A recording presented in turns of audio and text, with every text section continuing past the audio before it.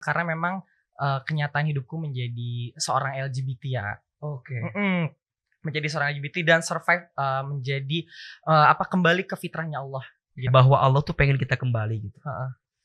Kadang ini kadang kita tuh kadang bukan nggak pernah ya, jarang memahami gitu. Cara Allah ngasih alarm ke kita tuh kayak dengan cara apa gitu. Setuju. Nah, Ahilman menyadari bahwa ujian itu adalah alarmnya Allah buat kita untuk segera kembali ke Allah gitu.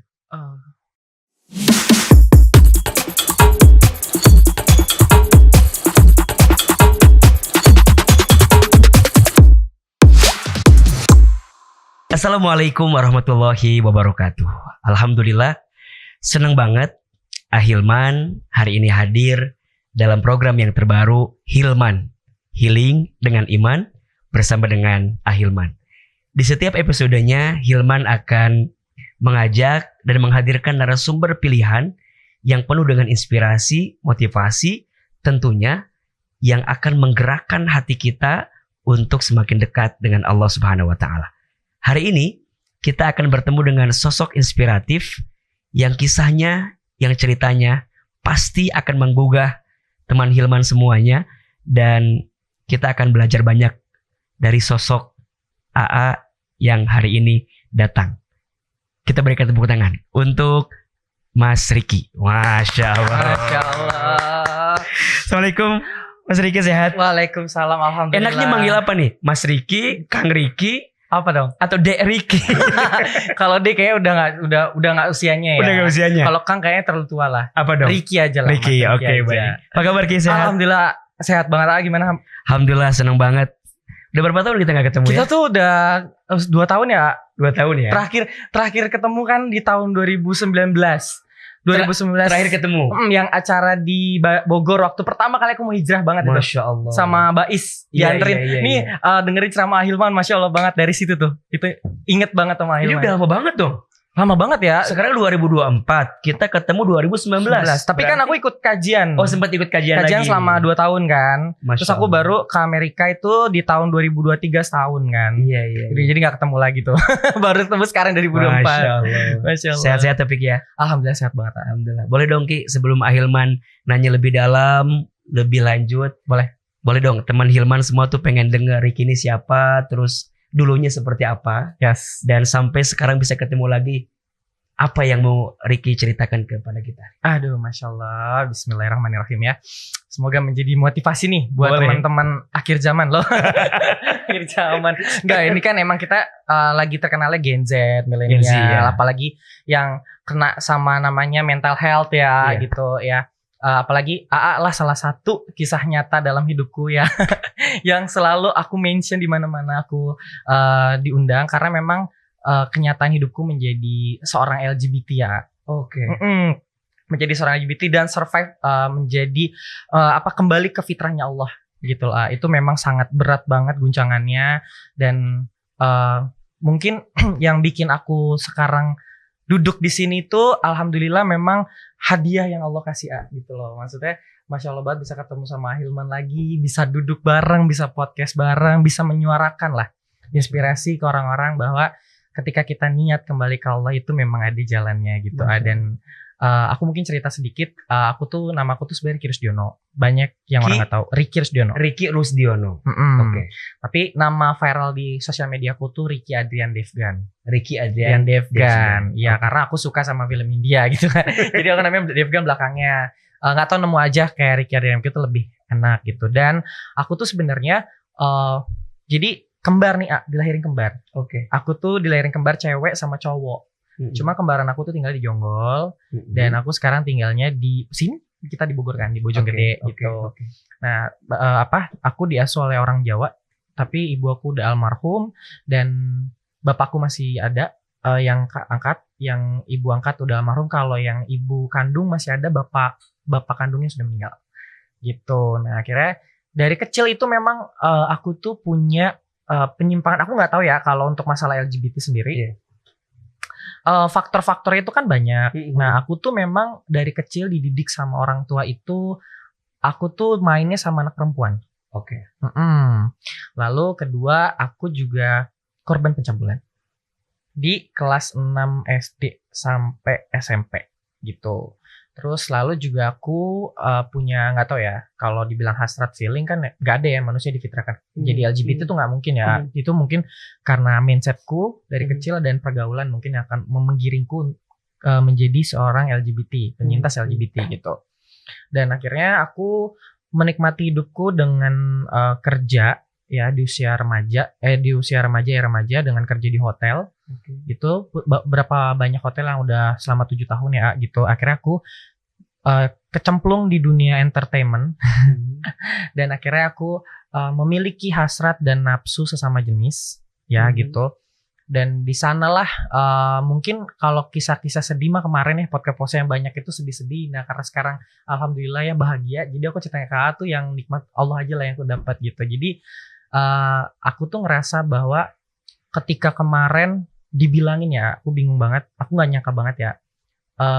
Ketika kemarin tuh aku masih menjadi seorang penyintas LGBT, dibilangin sama orang tua, disuruh sholat, disuruh ngaji, bahkan dikasih tahu kalau ini adalah penyimpangan seksual itu nggak dilarang, tapi nggak tahu hati aku tuh keras gitu lah, nggak pernah mau denger gitu, kayak apa sih orang tuh so tau banget gitu, udah lah ini namanya cinta kan bisa dipaksa gitu, cinta segender tuh nikmat kok, cinta segender tuh enak kok gitu, dan itu aku alamin gitu. Itu memang sebenarnya nggak tahu ya, aku pernah punya doa gini karena kan kurang kasih sayang dari seorang bapak, jadi aku berdoa ya Allah, kasih dong kenyamanan yang mencintai aku walaupun sebentar aja. Doa aku gitu ceritanya nih, mungkin salah ya, dikabulin tuh tapi bener-bener seorang pria. Cuman aku belajar banyak sih sebenarnya dari 6 tahun aku berpacaran, kita kenal 12 tahun, dan ternyata tuh aku ditemukan sama Allah rasa sakit sih, rasa sakit yang dimana oh ternyata pacaran sama jenis itu menyakitkan ya. Oke, mohon maaf, jadi Ricky pernah artinya dalam tanda kutip punya perasaan kepada sesama jenis, kita menjalin hubungan begitu? Sangat, malah kita seperti udah kayak rumah tangga gitu. Sampai almarhum ibuku, tapi emang nyata ya the power of ucapan orang ibu ya, seorang ibu. Sampai aku mungkin adalah salah satu orang yang beruntung karena banyak LGBT. Kenapa nih aku coming out ya? Karena banyak orang yang coming out keluar mengatakan mereka adalah LGBT itu nggak berani karena pasti dikeluarin dari satu keluarga, dihina, dihujat. Makanya aku bilang kalau yang pada konsultasi denganku nggak usah cerita, lebih baik ditutup aja aibnya, minta ampun kepada Allah. Kalau aku kan karena influencer ya, jadi menginfluence orang, kayak kisah-kisah burukku kemarin aku ceritain tuh memang nyata. Dan ketika kita yakin kembali ke fitrah Allah, kembalikan. Karena aku juga disupport sama orang tua, disupport sama Ilman juga, banyak aku nemuin hal-hal yang disupport. Jadi aku makanya berpikir bahwa itu tuh pengalaman buruk yang sangat-sangat aku yakini bakalan aku tuh bakalan mencintai hal itu. Tapi ternyata dengan hal yang aku laluin kemarin, aku bisa duduk sekarang, bisa hijrah karena hal itu gitu. Karena sekuat apapun kita ya mencintai sesama jenis itu nggak ada ujungnya. Dan aku mengkaji lagi di Al-Quran kan tuh bener-bener dilarang banget ya gitu. Mungkin kalau kemarin sama Hilman aku nangis-nangis ya kan, ibu aku meninggal tuh, ibu aku bilang kan, Leh kamu pokoknya jangan, ketika kita lagi pacaran di rumah, ibu aku masih hidup nih 3 bulan sebelum ibuku meninggal, kalian berdua jangan pacaran, kalian lebih baik jadi adik kakak. Karena kalau kalian pacaran, kalian itu bakalan jadi musuh seumur hidup gitu. Langsung nggak bisa dibilangin, aku tetap keras. Tapi bener pas ibu aku meninggal itu kayak dunia tuh runtuh dan hancur. Tuh makanya pas ibu aku meninggal di 2016, aku tuh hampa ketemu sama kan 2019 ya. Akhirnya aku berhijrah gitu. Itu step by step, pelan-pelan akhirnya sampai 2024 ini gitu. Panjang sih, pokoknya panjang banget. Tapi ternyata nah aku kan masih menormalisasikan aku dandan perempuan ya kan. Tahu kan, walaupun aku hijrah, aku tidak berhubungan seksual dengan sama jenis, tapi aku masih, pekerjaan aku menjadi drag queen show. Dulu aku masih merasa itu hal yang wajar. Tapi setelah, kenapa aku selalu mendengarkan kan dari bimbingan kan banyak yang kajian ke aku gitu ya. Itu tuh aku jalanin tuh kayak yang aku makin speechless di tahun 2024 ini, ketika aku berdoa, aku pengen move on dari pasanganku, akhirnya aku minta ke Amerika kerja di kapal pesiar, diturutin. Nah ketika malah aku tuh bisa istiqomah ibadah itu di kapal pesiar. Jadi aku bisa sholat tahajud, bisa sholat doa gitu. di sana dan nggak ada satu doa pun yang nggak dikabulin sama Allah. Dan aku tuh kaget karena kan aku kan ibaratnya seorang ahli maksiat gitu loh. Dan disitulah akhirnya aku mengucapkan rasa syukur yang dimana aku kayaknya harus benar-benar total hijrah gitu. Dan yang ditunjukkan oleh Allah Subhanahu Wa Taala adalah sahabatku. Aku pun bertiga nih bersahabat namanya tuh 3 sahabat yang namanya Sophie sama Mama, mereka udah almarhum ya gitu. Dan kita sama-sama LGBT. Aku percaya dengan kebaikan seseorang ya. Kita nggak, yang aku percaya adalah akhir kehidupan seseorang. Jadi waktu kita umur 19 tahun kita bertemu tuh kita pengen cari gadun, kita pengen cari foya-foya, pokoknya nggak mikirin akhirat. Tapi ternyata pas kemarin bulan Oktober 2023 aku dikabarin sahabatku meninggal, dan meninggal itu senyum aku lihat. Karena dia hijrah, dia menikah dengan seorang wanita, istri, dan pas kemarin Januari 2004 ini aku ke rumahnya dan aku nangis diminta maaf kayak ini sahabatku, aku ceritain kisah-kisahku bersama beliau karena kita bestian gitu kan. Terus yang Sophie udah meninggal di tahun 2017 lah. Dari situlah akhirnya aku pulang ke Indonesia dan aku pernah ngasih tahu kan, perbaikilah salatmu maka kehidupanmu akan diperbaiki oleh Allah Subhanahu Wa Taala. Udah tuh. Jadi ini kisah nyata nih waktu aku di Amerika. Aku tuh punya utangan 2 miliar gitu. Terus aku bilang, kok aku punya duit gaji gede 28 juta 29 lah itu sama uang tip ya. Tapi buat bayar utang tuh susah. Ada aja pengeluaran. Terus aku mikir lagi kayak aku indah banget loh bisa keliling dunia gitu. Semua negara aku bisa kunjungin. Tapi hati kok kosong ya gitu. Akhirnya aku udahlah aku pulang aja lah gitu. Aku selalu dengerin kajian tuh kan gitu. Masya Allah banget ya. Dari situ akhirnya udah aku niatin. Nah sampai temanku bilang, gue kalau jadi lu nggak bisa nih, kata dia itu nggak sanggup karena gue punya cicilan banyak bawa gitu. Tapi aku mikir pasti kekuatan Allah, kalau kita memperbaiki soal kita masa sih Allah nggak ngasih kita rezeki karena dari situlah akhirnya aku pulang bawa uang 16 juta. Cuma 16 juta di Desember, pokoknya di Januari awal tuh ya. Itu langsung aku beliin motor karena aku nggak punya motor karena udah langsung aku nggak mikirin macem-macem, aku bayarin utang beberapa orang yang aku utangin. Udah tuh gak mikir duit. Tapi aku seneng akhirnya aku bisa kerja kemarin di hotel gitu kan, di hotel bintang 5 jadi sales marketing. Terus aku juga di estetik. Dan aku amalin tuh sholat tahajud 40 hari ya. Itu dan akhirnya ketemu kemarin sama Ustaz Hanataki juga bilang sebentar lagi kamu akan menang. Ya udah, hari ini aku ketemu menang. Dan aku alhamdulillah banget punya usaha parfum. Dan disitulah akhirnya baru sekitar seminggu yang lalu aku kayak melepaskan drag queenku. Jadi aku melepaskan dandanan perempuanku, wig aku kasihin ke fans aku, pada beli parfum aku kasihin hadiah, aku pakai heels segala macam. Aku ngerasa kayak gini loh, munafik aja gitu loh. Ketika aku fitrahnya sebagai seorang laki-laki gitu ya. Tapi aku masih kontennya aku tuh masih konten-konten yang berbau membawa dampak negatif ke orang lain. Jadi aku kayak istiqomah, terus kayak bukan istiqoroh, aku lebih introspeksi diri Kak. Makanya aku tinggal di Bandung itu di pinggir gunung gitu ya, karena aku sholat gitu. Aku tuh benar-benar kayak ya Allah kasih jalan terbaik di Siratal Mustaqim kayak gitu. Itulah. Masya Allah. Jadi perjalanannya luar biasa ya Ki ya. Masya Allah banget. Masya Allah banget ya. Masya Allah banget. Dan sebenarnya juga ini pelajaran buat kita gitu, bahwa setiap orang itu punya cara dan punya jalan kok untuk bisa berubah gitu. Betul. Maka jangan pernah putus asa dengan segala apa yang menimpamu hari ini. Betul. Iya kan? Selama engkau punya niat untuk berubah, selama engkau punya niat untuk memperbaiki diri, maka Allah akan kasih jalannya gitu. Betul. Gitu kan? Iya. Tadi Ricky cerita beliau sempat ya terpleset atau mungkin tenggelam bahkan. Tenggelam banget. Bahkan udah di ujung penghujung lah. Iya, pernah tenggelam, pernah terpleset. Tapi kemudian Allah berikan jalan istilahnya gitu. Betul. Ya, untuk bisa menemukan makna di balik semua kejadian yang pernah ada gitu. Betul. Wafatnya ibunda. Iya benar ya Allah. Iya kan?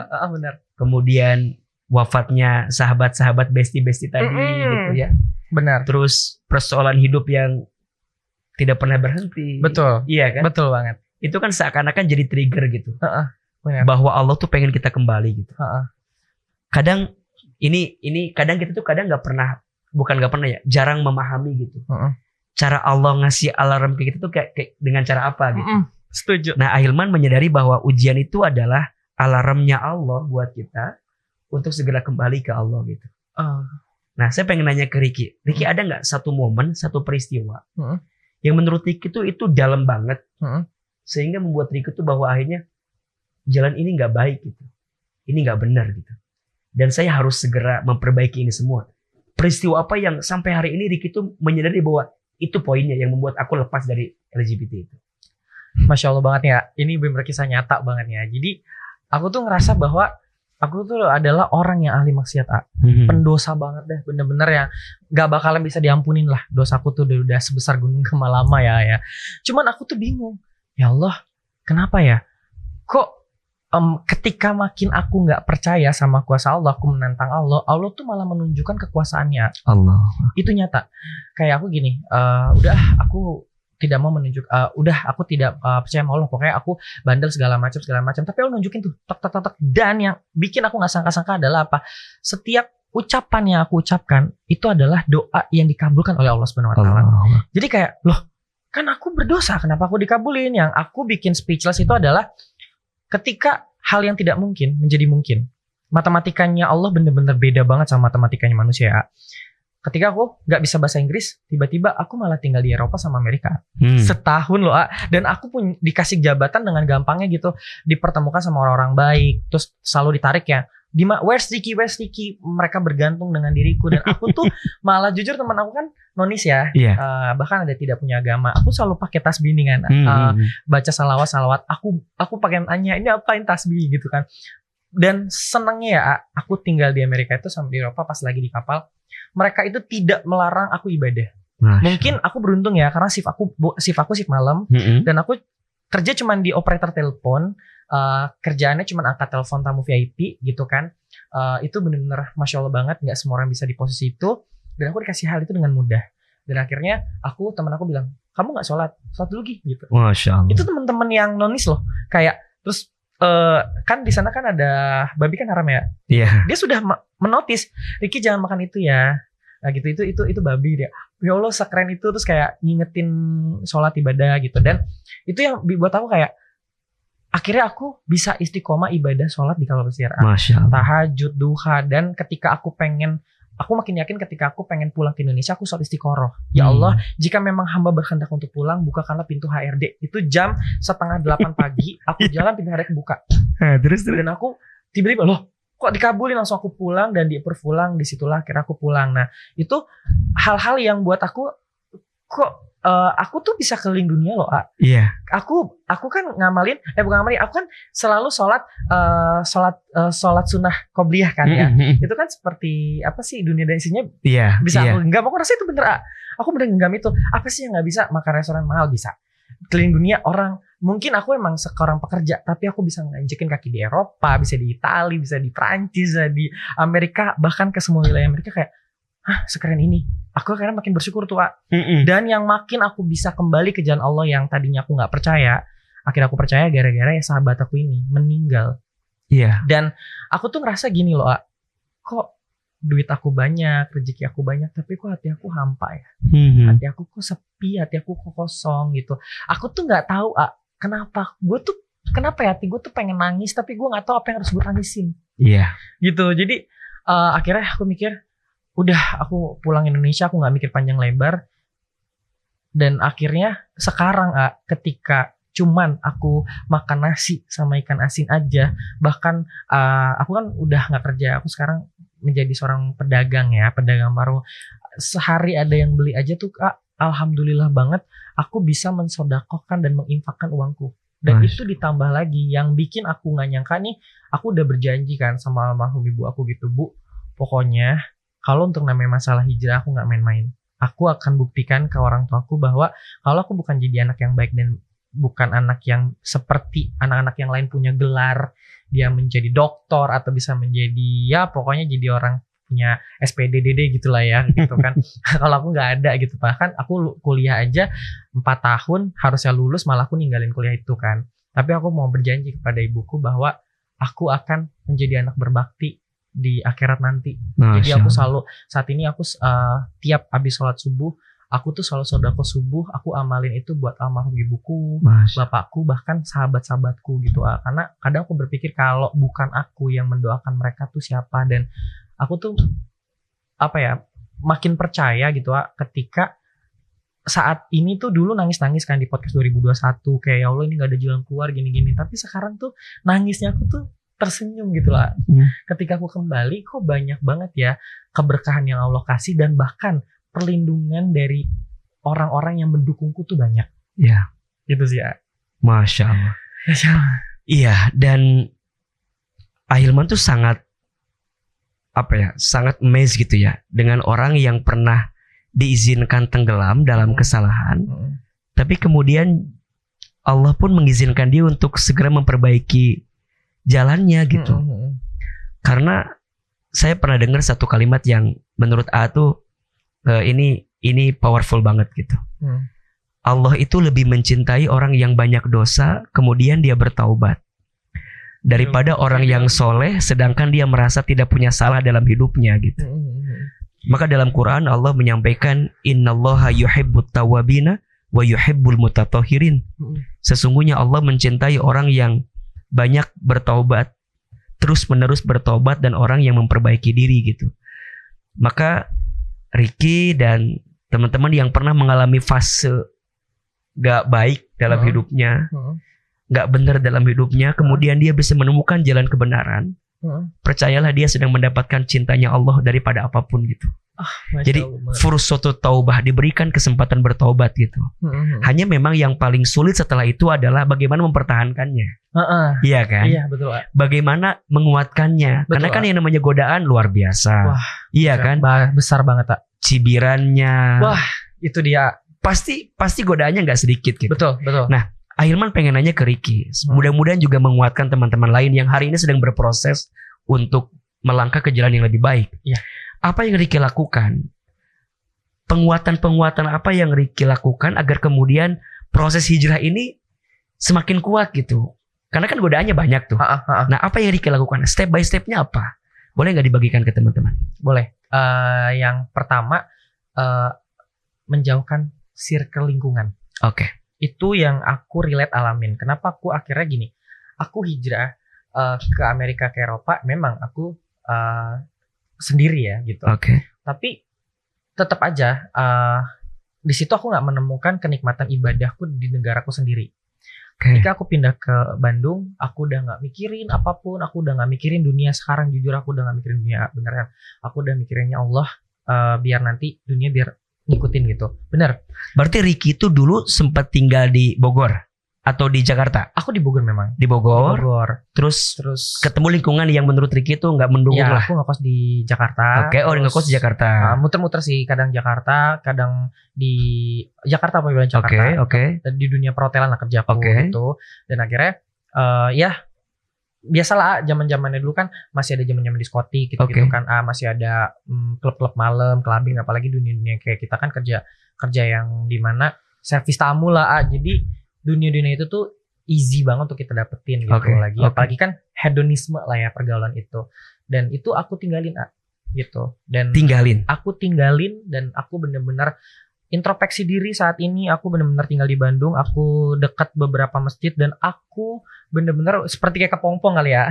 Jadi aku benar-benar kayak sendiri, aku ngerenungin, aku istighfar, kayak aku nggak tahu hidupku sampai kapan, aku nggak tahu Allah. Aku tuh cuma selalu berdoa pengen di husnul khotimah gitu meninggalnya, karena aku udah ngerasa doa itu dosaku tuh udah sangat banyak gitu ya. Tapi bener itu aku bener-bener kayak dikasih hadiahnya tuh bertubi-tubi. Ketika ujian kemarin dikasihnya bertubi-tubi, hadiahnya sekarang bertubi-tubi. Aku meninggalkan circle itu bukan meninggalkan aku memusuhi, tapi aku lebih tahu aku buruk. Aku tidak baik. Dan aku juga alhamdulillah hadiahnya apa? Aku menjadi seorang influencer. Aku menjadi public figure juga. Ketika kemarin aku bikin konten hal yang mungkin buruk, hal yang mungkin bisa membawa orang seperti melakukan perilaku yang salah sepertiku, sekarang aku men-change gitu. Oh, si Ricky yang dulu sama yang sekarang udah berubah loh gitu. Nah, cuman itu yang aku sedihkan adalah dicibir. Pasti. Aku jujur ya, aku sebagai penyintas LGBT, aku selalu kayak nih gue kalau lagi zamannya sekarang tuh yang sebutnya boti ya, boti gitu. Nih gue pun boti gitu loh. Cuman sekarang lu mau sampai kapan nikmatin dunia? Yuk kembali sama-sama, yuk bareng-bareng. Cuman aku kadang suka bingung gitu. Mereka kan banyak yang, Ki gimana sih cara hijrahnya? Iya. Gitu. Aku selalu dengerin kata nih, perbaikin sholatmu. Aku perbaikin sholatku kak. Yang aku nggak nyangka nih ya setelah aku hijrah. Nih kaki aku tuh dulu seneng banget sama dunia maksiat. Jalan maksiat, jalannya harus untuk melakukan kemaksiatan, nikmat dunia. Tapi sekarang nih ya, aku tuh kalau nggak sholat di masjid berjamaah aja tuh kayak ngerasa rugi. Ya Allah. Gitu loh. Kayak makanya sekarang ketika aku ada aktivitas, aku tuh nggak mau kalau nggak badak zuhur. Jadi aku harus sholat zuhur dulu. Kalau aku masih ada kerjaan orderan banyak, ba'da asar. Tapi belum kelar juga ba'da maghrib deh. Ya Allah. Kayak gitu tuh senikmat itu ya. Mungkin masalah hutangku yang 2 miliar bukan tidak dikelarkan, belum kelar, tapi masih step by step masih. Dulu tuh kenapa itu Aiman pengen tahu 2 miliar tuh hutang apa Ki? Entertain kan aku kan ada di dunia entertainment kan Oke. Aku kan bikin film, bikin sinetron, aku kan agensi ya kan Jadi aku membayarkan artis-artis itu, dan kadang stasiun TV itu kan gini, stasiun TV itu kan kontrak denganku, bukan uangku, buang investorku. Nah cuman ada kontrak itu. Nah kesalahan aku adalah aku menggampangkan sesuatu gitu, dan kontrak-kontrak itu kan hilir berganti nih karyawan stasiun TV ya kan, jadi database-nya itu nggak diketemukan, jadi itu kan hilang. Jadi bisa dibilang itu rugi lah ya. Ya. Jadi istilahnya Ricky mau investasi di bab itu, di bidang itu ternyata nggak ketemu lah. Betul. Dan akunya juga bandel. Aku lagi viral-viralnya YouTube kan. Uangnya aku pakailah buat YouTube. Jadi aku tuh masih ngerasa bahwa gue bisa nih dengan gue dandan cewek, gue jadi nanti dapat lagi uangnya. Nanti dapat lagi gitu. Nggak. Tapi Allah langsung mukul aku tuh, rasain tuh gitu. Dan langsung wah sepaneng, pengen bunuh diri itu rasanya. Bener-bener. Tapi ketika pengen bunuh diri, yang lucunya nggak jadi ditolongin tuh sama fans namanya Mawar sama di Lampung gitu. Terus ketemu lagi pelatihan NLP sama Kak Hasan di Lampung. Dan itu dari fans semua. Terus sama Eza nolongin aku. Ya udah aku ngumpet di Pondok Lirboyo, memperbaiki aku di pondok. Makanya wah keren banget ya hidup aku tuh. My life was like roller coaster gitu loh, up and down. Iya. Dan aku tuh yang bener-bener makin gak nyangka dulu maksudnya kenapa aku cinta banget sama namanya sholawat gitu ya. Jadi waktu aku di pondok muka aku tuh hancur banget sakit cacar nih Wah itu jelek banget lah, badan meriang menggigil gitu ya. Terus tiba-tiba aku tuh ngimpi ini nyata banget gak bohong. Aku ngimpi pokoknya pintu gerbangnya gede banget, pokoknya kayak kisah gitulah, pokoknya jubah putih. Dan aku tuh kayak di gerbang pintu itu aku cuma begini aja tuh, nangis kayak nggak tahu jalan keluar gimana kan. Tuh kan aku nggak bisa ngelarin masalah hidupku, udah jadi LGBT, punya utang 2 miliar, nggak tahu ngeluarinnya gimana kan. Terus jadi terlalu excited. Itu karena emang bener-bener nyata gitu. Dan akhirnya aku bener-bener kayak wah nggak tahu dah, ternyata dia ngomong sini le gitu kalau bahasa Jawa ya, sini le nih salawat gitu. Akhirnya aku langsung, itu badan lagi bener-bener tingginya, panasnya 40 derajat kayak lebih lah ya. Aku tidur begini, tek aku melek. Di situ tuh kayak tasbih cuman aku punya kecil. Iya. Itu hilang di pondok. Aku nggak tahu kemana. Tiba-tiba itu ada di sebelah aku. Oh. Disitulah akhirnya akhirnya di situ nggak pernah aku lepas di namanya salawat. Dan di situ ada temanku yang nungguin namanya Kang Asep. Terus akhirnya dia nungguin aku lagi sakit, dan banyak teman-teman, ada Zahir, ada Wafi, pokoknya ada banyak lah yang aku sakit tuh mereka excited. Oke. Disitulah akhirnya ternyata perjalanan aku tuh banyak banget diberkahi sama Allah gitu. Padahal aku seorang pendosa gitu. Di situ akhirnya sekarang aku nggak mikir deh masalahku. Aku mikirnya aku yakin aku bisa ngelarin dan tanggung jawab yang jelas. Iya. Gitu sih. Oke. Jadi yang pertama untuk proses hijrah itu adalah tinggalkan circle lingkungan yang tidak baik. Betul. Setuju ya? Setuju banget. Oke. Nah Ki, mau lebih dalam dikit ya. Orang tahu lah bahwa kita harus tinggalin teman yang gak baik gitu. Tinggalin lingkungan yang gak baik. Tapi kadang hati tuh nolak gitu Ki. Berat banget. Gimana cara dulu Ricky, kan tadi jawabannya perbaiki sholat ya. Jadi pada akhirnya kalau Ahilman gambarkan, ketika Ricky meninggalkan manusia untuk mendekat ke Allah dengan cara sholat, kemudian sholatlah yang menjadi teman Ricky kan. Betul. Yang menggantikan teman-teman yang tidak baik itu. Nah tapi kan yang namanya, mohon maaf ya, pertemanan, lingkungan, nomor WA-nya masih ada, Betul. IG-nya masih follow-followan, Betul. dan dia tahu kita di mana. Nah, gimana cara nolak itu gitu? Apalagi mohon maaf ya, kalau udah ada bahasa bestie banget, udah ada bahasa kita tuh geng banget loh. Kok kamu bisa semudah itu meninggalkan aku? Itu kan gak mudah Ki gitu. Itu gimana caranya biar udahlah saya tinggalin deh gitu. Menguatkan itu apa gitu? Yang jelas kalau untuk di ruang lingkup kita kan LGBT, maksudnya aku ya sebagai penyintas tuh sebenarnya nggak. Bukan kita kan, iya, aku ya. Iya, aku ya. Aku juga agak bahaya. Aku. Ya, terus. Nggak, jadi sebenarnya bener gejolak itu besar banget. Makanya kan gejolak luar biasa. Gejolak banget ini. Kayak aku nih ibaratnya udah lepas, udah besok hijrah. Besoknya masih pakai wig lagi. Hijrah. Jujur, kalau untuk berhubungan sesama jenis, udah enggak. Aku enggak. Aku kalahnya di mana? Di dandan, di dendong. Karena itu menghasilkan. Iya. Karena karakterku di entertain apa? Ganteng dan cantik gitu. Dan makanya aku ngerasa wah itu karakterku gitu. Tapi aku baru menyadari mindset sekarang bahwa aku pelajarin lagi, aku kaji lagi dengan kajian-kajian itu kan laki-laki menyerupai wanita dosa toh. Iya. Gitu. Jadi aku mikir, oh mungkin ini nih masalah utangku nggak beres ini. Gitu, aku mempelajari lagi. Dan teman-temanku gini, kenapa aku bukan meninggalkan, tapi aku lebih menghindari pelan-pelan aja. Jadi ketika silaturahmi tetap dijaga, tapi kalau untuk berkumpul, apalagi kita bersatu, akan membawa aku naik lagi. Karena kan gini, ketemu beb gitu, gini sini ngumpul misalkan. Terus kayak misalkan itu pacar Eke gitu kan, Ella Eke. Jadi kayak hati tuh kayak, kok lu bisa sih dapetin dia, maksud gua enggak. Jadi kalau tapi ketika aku fokus sendiri, aku bener-bener ketemu Allah, itu nikmat banget Kak. Dan akhirnya aku nggak pernah, jujur aku nggak pernah sama teman-teman LGBT, aku nggak pernah ngajakin mereka ibadah, nggak pernah ngajakin sholat, karena aku yakin ketika digituin sakit hati. Tapi aku nunjukin ke mereka bahwa sakit loh diginin. Ini nih mungkin perilaku aku kan, aku masih kayak kemayu-kemayu gitu kan, maksudnya nggak bisa kayak laki gitu ya. Jadi kalau ketemu sama teman entertain gini, cong sini deh beb gitu. Kenapa? Oh ternyata lu tuh hijrahnya cuma di konten aja ya. Sedangkan kan yang tahu kan teman-teman hijrah gitu ya, karena circle-nya beda nih beda gitu. Kalau ke kajian kan mereka nggak ikut, tapi aku mikir loh ini kan emang perilakuku gitu. Aku kan ngefans banget sama almarhum Olga kan gitu, yang bisa bikin orang ketawa, bisa bikin orang lucu, tapi aku tidak melakukan perbuatan seksual. Jadi mereka berpikir kalau konten aku yang kemarin aku masih menormalisasikan aku dendong-dendong itu, jadi mereka tetap aku tuh simpenan gitu lah, simpenan nih om gitu, simpenan, padahal aku juga udah om kan ya.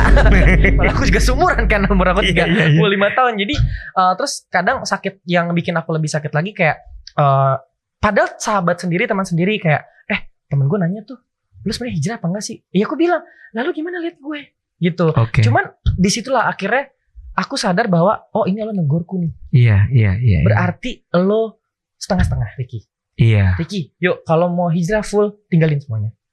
Akhirnya aku ninggalin lah semuanya. Aku mikir, oh aku kaji lagi tuh Quran, aku kaji lagi. Oh benar, laki-laki menyerupai wanita nggak boleh. Perilakuku mungkin sekarang masih kemayu-kemayuan. Aku mencoba untuk pelan-pelan lebih ke gentleman dikit gitu. Dan itu memang harus dihapuskan itu semuanya. Kalau masih ada, semuanya itu bakalan balik lagi. Iya. Kayak gitu. Masya Allah. Artinya bahwa kita tidak usah khawatir ya. Ketika meninggalkan sesuatu karena Allah, maka Allah akan menggantikan sesuatu itu dengan sesuatu yang lebih baik daripada apa yang kita tinggalkan. Betul, betul. Iya kan? Dan banyak nih ini juga aku mau bertanya sama ini. Kan banyak yang nanya, gimana sih Ricky cara istiqomahnya? Nah, kan ngajarin aku nih doa yang benar-benar istiqomah, dan aku tuh lupa gitu. Mungkin bisa ajarin lagi nggak buat teman-teman gitu?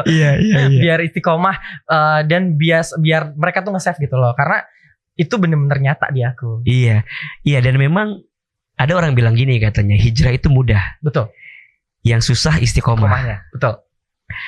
Saya akan bilang begini, ya istiqomah itu berat. Kalau ringan istirahat kan. Betul. Iya benar. Istiqomah itu berat karena memang pahalanya juga luar biasa. Teman-teman bisa lihat di surat Fussilat ayat 30. Di situ Allah menggambarkan bagaimana nikmatnya orang yang istiqomah. Ya, Allah Subhanahu wa taala berfirman, A'udzubillahi minasyaitonirrajim.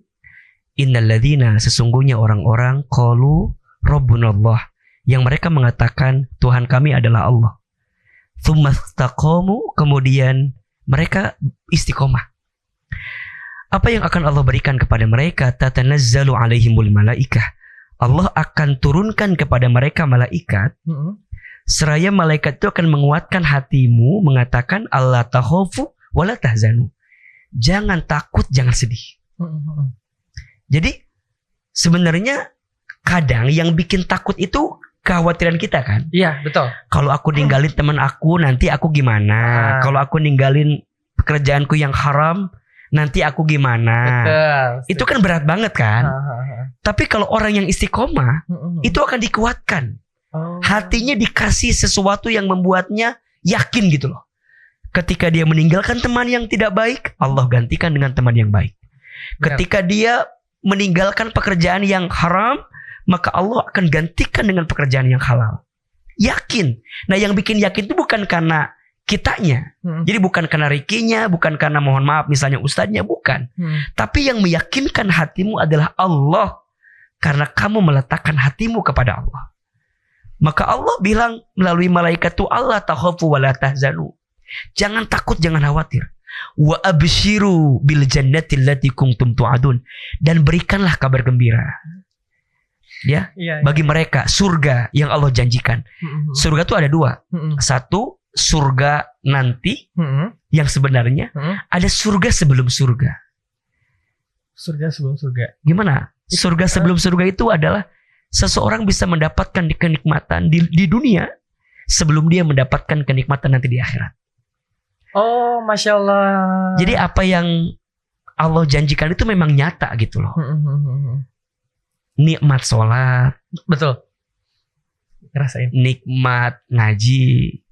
Nikmat zikir. Nikmat sholawat. Yang ngasih siapa? Allah. Mohon maaf. Ada orang yang ketika kehilangan dunia, dia jauh dari Allah. Ada. Nah, kalau orang yang paling bahagia adalah orang yang ketika dikecewakan dengan dunia, membuat dia makin dekat dengan Allah. Riki, AA pernah dikecewakan dengan dunia. Iya. Iya kan? Banget. Pernah hancur lebur karena manusia misalnya. Benar, aduh. Tapi kita memilih untuk pilih dan pulih bersama Allah gitu. Maka ketika Allah mengizinkan kita pernah ada di fase sakit, kecewa gitu. Bertanya-tanya dengan hidup gitu ya. Sampai pada titik Allah tuh ngasih jawaban sama kita gitu. Riki, Hilman, kamu hanya butuh sabar aja sebentar gitu. Tunggu. Istiqomah aja terus. Mungkin aku gak ganti duniamu. Mungkin aku gak hadirkan teman baru untukmu. Mungkin ya di awal-awal ya. Mungkin aku gak ngasih kerjaan langsung ke kamu gitu. Betul. Iya kan? Sampai titik kamu merasakan gelap banget hidup tuh. Iya kan? Iya. Kayaknya semua menjauh gitu. Dunia menjauh, teman-teman menjauh gitu kan. Benar. Pernah ada di sisi gelap itu gitu. Tapi percayalah, titik terang itu akan makin kelihatan kalau semakin gelap. Iya. Iya enggak? Titik cahaya itu betul. Makin kelihatan kalau suasananya apa? Gelap. Boleh jadi Allah tuh sengaja menggelapkan semuanya dulu gitu. Menghancurkan semuanya dulu. Teman-teman kamu pergi, dunia kamu hilang, kamu dicaci maki, kamu dihina, kamu diasingkan gitu ya. Banget Pak. Yang awalnya orang menganggap kamu paling, sekarang jadi asing gitu. Banget. Jadi pokoknya kamu tuh kayak apa ini arti ini semua. Tapi di sisi lain Allah ngasih nikmat sama kita. Nikmat sholat. Betul. Nikmat doa yang khusyuk. Dulu gak pernah doa nangis, sekarang dikit-dikit doa udah nangis. Ya kan? Benar. Sujud yang lama. Betul. Sholawat yang rutin. Itulah buah dari istiqomah. Itulah buah dari hijrah yang istiqomah. Makanya teman-teman, kalau sekarang kita sudah berhijrah, tapi ngerasa semua terasa lelah gitu ya. Masalah tambah banyak. Bener. Suka gitu kan? Iya. Ada yang bilang, AA katanya kalau hijrah hidup akan lebih baik misalnya. Betul. Tapi kok faktanya aku malah makin berantakan. Iya bener. Ya kan? Bener. Makin dikecewakan. Banget. Gitu gak sih? Banget. banget. Sedikit lah aku mau cerita kemarin. Jadi pas aku ini nyata banget sih. Jadi kemarin aku pede dong. Mungkin agak jumawa lah ya. Oh urusan gue Amerika kok. Gue kerja dipercaya sama bule. Masa di negara sendiri gak bisa? Lah adalah terserah setelah aku pulang ya Kak. Ke Indonesia. Susah nyari kerja di negara sendiri. Sumpah. Sampai aku ngelamar aja nih Kak. Aku harus daily worker loh kerja di hotel. Bukan jadi karyawan. Dan udah se-effort itu ya di perusahaan ya. Sampai jadi diuji sesuai sama apa yang kita sukai mungkin kali ya. Aku di Amerika kemarin masih istiqomah buat ibadah. Lah sekarang di Indonesia gara-gara kemarin kerja di hotel saking sibuknya tuh los sama zuhur, asar, maghrib kayak loh kok ini gak kelar-kelar kayak ngebuang 10 menit kayak ngerasa rugi. Dan akhirnya apa? Ya Allah menyentil aku. Akhirnya ketika aku punya effort besar buat perusahaan, aku jualan hampers gitu kan dengan harga jutaan 25 juta. Nah cuman gara-gara kode etik mungkin aku salah mengucapkan kayak yang nggak boleh diucapkan, aku membahas yang nggak boleh diucapkan. Aku awalnya nggak terima. Ya Allah, kok gini banget. Sebenarnya aku rasa itu mungkin teguran kali ya. Tapi aku belum sadar. Jadi aku akhirnya pecat. Bayangin Lebaran itu kemarin. Sumpah ya 2024 ini aku tuh ngumpet. Udah sakit meriang badan, nggak punya duit habis. Lebaran ini loh, Idul Fitri ini ya. Kayak ya Allah, terus kerja di estetik udah aku kan sebagai influencer, aku nggak pernah membenderakan nih lo gue influencer nih lo ini, nggak pernah. Aku cuma selalu support di belakang. Aku tahu jadi content creator kayak gimana. Yuk, aku bantu, aku support semua. Tapi ternyata yang paling sakit itu adalah apa? Ketika kita udah bantu seseorang, tapi orang itu memfitnah kita. Wah itu sakit banget. Sampai aku tuh nangis-nangis. Sampai aku mikir kayak, ya Allah kenapa jadi begini? Gitu. Dan akhirnya akhirnya aku bener-bener ngerasa kayak ya Allah gimana sih konsepnya gimana sih hijrah tuh malah menyakitkan gitu. Dan aku bener-bener gak kuat, aku harus gimana. Ya udah aku akhirnya dengerin kajian Hilman aja, udah sholat aja lah, udah ikhlas walaupun susah ya ilmu ikhlas itu ya. Tapi ya bener ternyata ketika aku mungkin kayak sebuah ini aku pernah denger quotes ya ibarat tuh suatu pohon itu kan belum jadi pohon ya, jadi biji itu kan taruh dulu, ditenggelamin dulu kan di tanah yang gelap gitu kan. Akhirnya nanti ketika dia sudah tumbuh besar barulah itu dibanggakan. Jadi aku ngerasa kayak dulu tuh Ricky ya, yang dulu Ricky tuh disenangi, dibanggakan dengan kebotiannya gitu, kecantikannya. Tapi setelah aku hijrah dibilangnya munafik, dibilangnya sok suci, sok agamais, cari follower, pokoknya dibilang pengen cari sensasi, pengen jadi engagement. Aku bilang kalau cari engagement betul. Karena apa? Dulu cari engagementnya buat maksiat, sekarang buat Allah. Kayak gitu. Iya, makanya kita itu harus bilang begini. Kalau orang nanya ya, misalnya apa yang bikin kamu hijrah? Kalau suka ngajarin bahwa semua atas izin Allah gitu. Semua karena Allah. Agar kita tidak menuhankan amal kita. Agar kita juga tidak menuhankan dalam tanda kutip ya usaha kita gitu. Jadi misal kita bilang, iya saya tuh hijrah gara-gara aku begini. Padahal hakikatnya yang paling dalam adalah apa yang bikin hijrah Ricky sekarang bisa terjadi? Jawabannya atas izin Allah. Atasnya Allah. Semua karena Allah. Allah yang bikin mudah. Allah yang ngasih jalannya. Maka nikmat dalam hijrah itu mungkin bukan dunia. Jadi kalau Ricky dapat nikmat dunia setelah hijrah itu bonus aja. Ya. Bonus aja. Ini sekaligus juga AA tuh ngasih jawaban gitu. Agar teman-teman yang sudah hijrah tapi makin lelah, masalahnya makin banyak. Betul. Gitu ya. Jangan ngerasa kamu bilang hijrahku gagal gitu. Khawatirnya ada yang bilang, ngapain saya hijrah dulu sebelum hijrah dengan setelah hijrah kok sama aja. Banyak. Malah makin amburadul, malah makin berantakan, malah makin kecewa dan seterusnya. Betul. Nah, maka saya bilang bahwa jawaban dari hijrah itu bukan dunia. Tapi jawabannya adalah akhirat itu sendiri gitu loh. Nikmatnya kamu sholat, nikmatnya kamu doa. Itu jawaban hijrah yang sebenarnya. Benar banget, Kak. Benar. Maka jangan dipukul semua jawaban itu dengan dunia. Dunia itu sementara gitu loh. Contoh misalnya, kamu ninggalin yang haram, kerjaan. Terus kamu berharap bahwa punya kerjaan yang baru gitu. Nah terus ketika kamu gak dapet kerjaan baru, kamu bilang bahwa hijrahku gagal. Jangan. Bukan itu. Boleh jadi memang duniamu belum Allah kasih. Tapi ada nikmatmu bersama Allah yang Allah kasih. Bukankah bisa sholat tahajud itu nikmat? Wah Masya Allah Kak. Iya kan? Nikmat banget. Bukankah bisa sholat Qobliyah 2 rakaat sebelum subuh itu nikmat? Bisa sambil nangis yang panjang, khusyuk itu adalah nikmat, Masya Allah banget. maka Ahilman lurusin dulu ya bahwa jawaban dari hijrah itu bukan dunia. Tapi jawaban dari hijrah itu adalah makin dekat ke Allah. Makin merasakan nikmat bersama dengan Allah. Kalaupun dapat dunia, itu hanyalah bonus dari Allah. Bukan indikator keberhasilanmu dalam hijrah. Maka nanti kenapa ketika hijrah makin istiqomah masalah makin banyak? 2 jawabannya.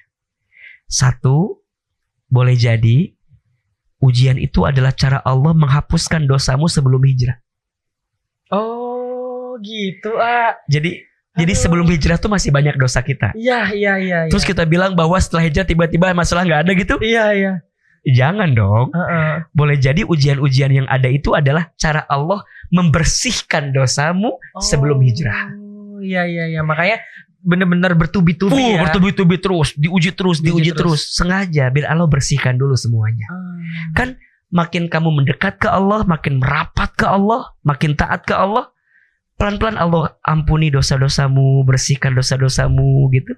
Sampai nanti Allah kasih jalan buat kamu. Jadi Masya 1, Allah. kenapa setelah hijrah kadang kita masih diuji? Percayalah ujian itu adalah cara Allah membersihkan dosamu sebelum hijrah.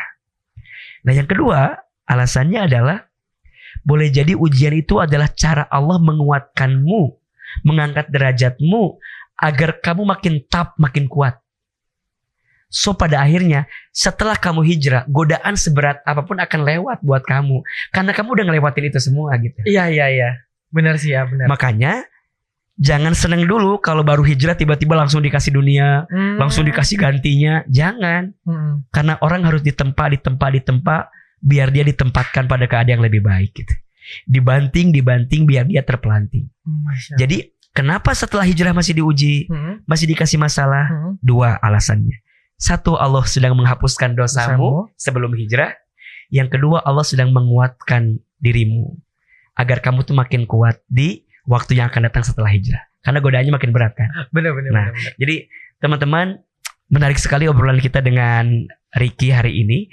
Dan spesialnya di Hilman, Healing dengan Iman. Masya Allah. Bukan hanya AA yang bertanya kepada narasumber, tapi juga nanti narasumber juga akan bertanya sama AA.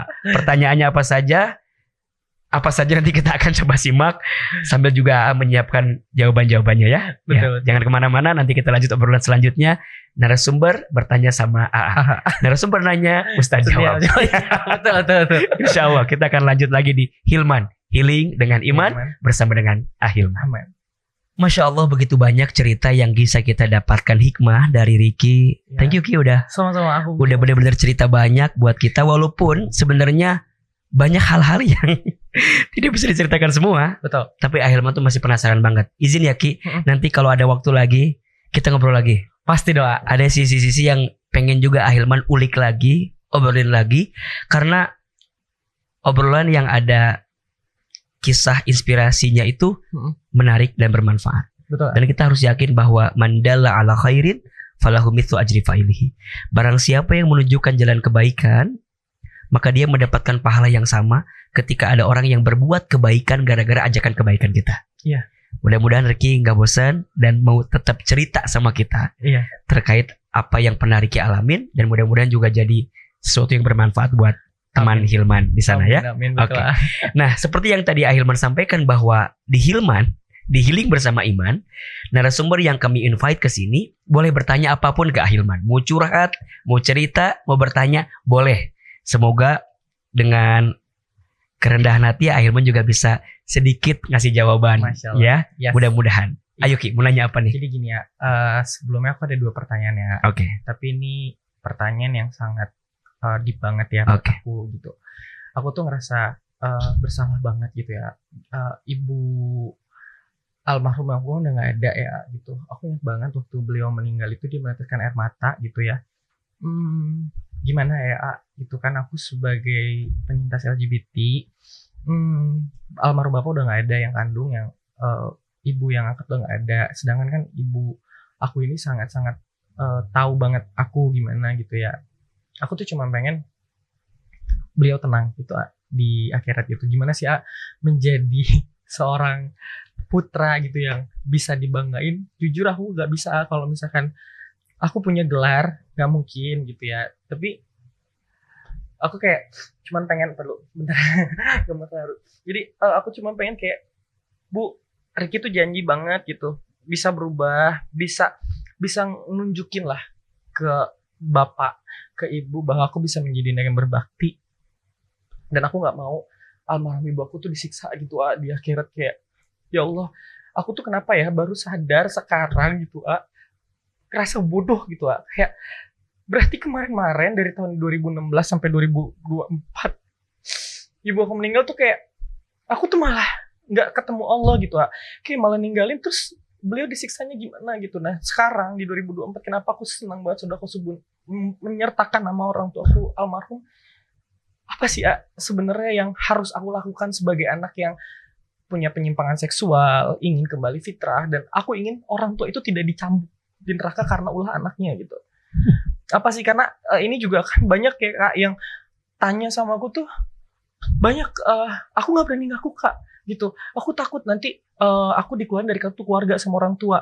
Aku juga nggak berani ngaku kalau misalkan nanti orang tua nggak bisa terima. Dan banyak, kenapa aku coming out ya, karena banyak yang memendam itu. Dan aku pun ngerasa ini aku bersyukur orang tuaku menerima, tapi aku mau mereka terlepas dari api neraka gara-gara ulah aku sendiri gitu. Dan aku pengen mereka mendapatkan surga gitu ya. Iya. Tidak ada yang namanya kehilangan ya Ki. Iya. Yang ada hanyalah Allah memanggil lebih duluan orang tua kita untuk kembali kepada Allah. Kalau tujuannya sama adalah surga, pasti ketemu lagi gitu. Maka sekarang Ricky dengan almarhumah mama bukan berpisah, tapi hanya beda take off-nya saja. Mama lebih duluan take off-nya, Ricky nanti akan nyusul juga belakangan. Kalau tujuannya sama adalah surga, pasti Allah akan kasih jawaban itu. Maka sekarang apa yang bisa Ricky hadirkan kepada almarhumah mama di alam kubur? Ada 4 hal yang orang tua di alam kubur itu rindukan dari anaknya. Yang pertama, orang tua merindukan doa dari anaknya. Maka Ricky doakan mama setiap saat, setiap waktu, untuk semua dosa yang pernah dilakukan, bertobat, minta ampun. Karena di antara yang tidak akan terputus adalah doanya anak yang soleh untuk orang tuanya. Doakan. Yang kedua, lanjutkan kebiasaan baik mama selama hidup. Jadi kalau Ricky tahu apa kebiasaan baik mama selama hidup, lanjutin sama Ricky. Sungguh orang tua di alam kubur itu sangat bahagia kalau anaknya melanjutkan kebiasaan baik orang tua semasa hidupnya. Yang ketiga, sambungkan silaturahim dengan kerabat mama semasa hidup. Mama punya kerabat, punya saudara. Ricky tahu siapa aja misalnya. Jangan sampai setelah mama wafat semuanya terputus. Justru Ricky sebagai putranya lanjutkan silaturahim itu dengan kerabat-kerabat mama, agar teman-teman mama, sahabat mama, kerabat mama merasa mama itu hadir terus karena ada putranya yang melanjutkan silaturahim dengan mereka. Dan yang keempat, sedekah yang kita niatkan untuk orang tua kita. Satu kali ada seorang sahabat bernama Sa'ad bin Ubadah radhiyallahu an. Beliau bertanya kepada Nabi SAW, "Ya Rasul, aku ingin berbuat baik kepada ibuku, tapi ibuku telah wafat. Bagaimana caranya agar aku bisa berbuat baik kepadanya?" Nabi menjawab, "Sedekahlah atas nama ibumu." Kemudian Sa'ad bertanya lagi, "Ya Rasul, sedekah apa?" Maka Rasul menjawab, "Sedekah sumur." "Maksudnya apa ya Rasul?" Kata Rasul, "Bangunkan sumur atas nama ibumu, maka selama sumur itu mengalirkan air, selama itulah pahalanya mengalir terus untuk ibumu." Maka Ahilman doakan nanti Ricky punya sekolah, punya pesantren misalnya, amin. Punya masjid, amin. Kasih nama orang tua, kasih nama ibu. Selama itu digunakan oleh banyak orang dan bermanfaat, maka pahalanya akan terus mengalir untuk almarhumah ibu. Amin. Dan Ahilman juga merasakan hal yang sama dengan Ricky. Sejak kecil juga anak yatim, ditinggal oleh ayah dan ibu. Jadi kalau Ahilman ditanya, kenapa sekarang diizinkan Allah misalnya ingin jadi ustaz, jadi guru, jadi penceramah, Ahilman akan jawab, ini adalah kebaikan yang ingin saya sampaikan buat orang tua saya. Hadiah terindah. Makanya saya minta juga sama teman-teman, kalau teman-teman mendapatkan pesan dari AA, dari dakwah AA yang baik-baik. Semoga ya ini juga jadi hadiah terindah buat orang tua di alam kubur. Amin. Karena dulu yang pengen jadi ustadz itu ibunya saya. Oh. Jadi ibunya AA yang berharap nanti Hilman jadi ustadz, dia jadi ustadz. Dan sekarang dengan izin Allah, AA diizinkan ada di sini. Tapi saya sedih, ibu saya tidak sempat melihat saya ada di sini gitu. Dulu ibu saya sering bawa saya ke pengajian. Kalau di pengajian saya tidur, ibu saya ngaji. Sekarang dibalik, saya ngaji, ibu saya sudah istirahat di alam sana. Maka ya yang namanya orang tua itu adalah anugerah terindah. Maka pesannya, teman-teman yang masih punya orang tua, pegang erat-erat, jaga baik-baik. Muliakan orang tuamu, maka Allah muliakan hidupmu. Kalau belum bisa membahagiakannya, jangan pernah menyakitinya. Karena satu kali saja engkau menyakiti hati orang tua, maka jangan kaget akan banyak kekecewaan yang datang dalam hidupmu. Kata Nabi, ada 2 dosa yang balasannya langsung disegerakan di dunia. Salah satunya, dosanya seorang anak yang pernah menyakiti hati orang tua. Itu langsung disegerakan di dunia. Makanya hari ini mohon maaf, kalau ada teman-teman yang ngerasa lagi berat hidupnya, lagi sulit keadaannya, coba dicek. Mungkin ada hati orang tuamu yang pernah kamu sakiti, sehingga kamu mendapatkan banyak kekecewaan dalam hidup. Riki, terima kasih pertanyaannya. Terima kasih, tapi ntar dulu ada satu lagi ya. Bikin kita jadi terenyuh. Oke, gimana? Tapi ini bener-bener, ini deep banget sih. Makasih banget, dan ini ada yang paling relate. Iya. Ini karena aku sebagai content creator ya, Iya. sebagai influencer juga. Ini awal aku nggak percaya sama namanya penyakit ain. Dan aku saat ini mempercayainya. Jadi apa sih ucapan apa yang harus kita ucapkan ketika orang tuh kan penilaian seseorang itu di dalam konten sebuah komen ya, ada yang memuji kita, ada juga ada yang menghujat kita, bahkan membenci kita. Nah aku tuh ngerasa kemarin waktu baru pulang dari kapal pesiar itu kan mukaku mulus glowing gitu ya. Sekarang tuh kok malah kusam, terus banyak jerawat numbuh. Padahal aku udah pakai skincare juga. Apakah itu salah satu penyakit ain gitu dengan aku memposting? Atau banyak pikiran, jangan-jangan itu ya? Itu pasti ya. Iya itu pasti. Oke. Aku setelah aku baca konten juga kan itu penyakit ain ada. Apakah itu salah satunya? Yes. Iya. Penyakit ain itu nyata ada, dan salah satu yang harus kita jaga dan kita minta sama Allah agar dilindungi dari kita adalah penyakit ain. Penyakit ain itu muncul ketika seorang melihat kita dengan pandangan yang mereka tidak suka dengan kita, karena kita menampilkan sesuatu kepada mereka gitu. Jadi kita menampilkan sesuatu yang sifatnya nikmat, kemudian mereka melihat kita dengan pandangan yang tidak baik. Maka gimana caranya agar penyakit ain itu nggak tembus ke kita? Pertama, belajar untuk tidak selalu memposting apapun yang menjadi nikmat dunia yang Allah titipkan ke kita. Jadi gak harus semua diposting, Ki. Oh gitu. Ada yang perlu kita sembunyikan, ada yang perlu kita rahasiakan. Oke. Kalaupun harus diposting, ya pastikan postingan itu bukan muji kita, tapi muji Allah. Makanya kalau Riki memposting nikmat dunia, selipkan kalimat Masya Allah, Tabarakallah. Agar orang ketika melihat postingan itu bukan muji postingannya, tapi muji Allahnya. Nah, cara kita menjaga orang agar ngucapin nama Allah, sertakan di kalimat itu Masya Allah, Tabarakallah. Jadi agar orang tuh gak muji kita, tapi muji yang nyiptain kita. Agar Allah tuh gak muji nikmat dunia kita, tapi muji yang ngasih nikmat dunia kita, yaitu Allah. Maka para ulama menyebutkan salah satu filternya adalah yuk banyakin kalimat Masya Allah, Tabarakallah. Nah yang ketiga tentu kita belajar juga bahwa niat kita posting itu bukan buat ria, bukan untuk dipuji, tapi niat posting untuk jadi syiar kebaikan bagi orang lain. Insya Allah kalau itu niatnya pas. Oke, jadi harus hati-hati dengan penyakit ain itu. Caranya 3 tadi. 1, tidak semua harus diposting.